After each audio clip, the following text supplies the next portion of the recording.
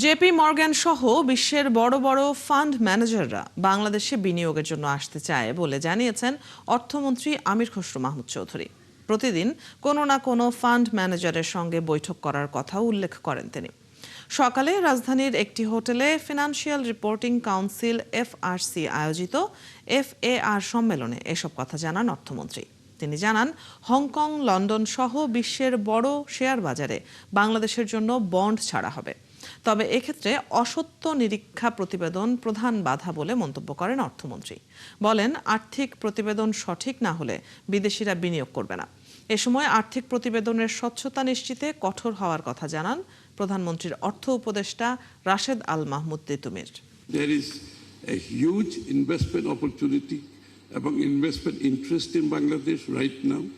Inshallah, foreign direct investment fund managers, big investment companies, they are all interested and they are coming. Every day, আমি প্রত্যেক দিন কোনো না কোনো fund ম্যানেজারের সাথে মিট করতেছি, which I have never seen in my whole life. এবং তারা বলতেছে, আমরা হংকংয়ে বাংলাদেশ ডেডিকেটেড ফান্ড ফ্লোট করব, $1 billion ফান্ড। আমরা লন্ডনে করব, আমরা বাংলাদেশের ডোমেস্টিক বন্ড ফ্লোট করতে চাই।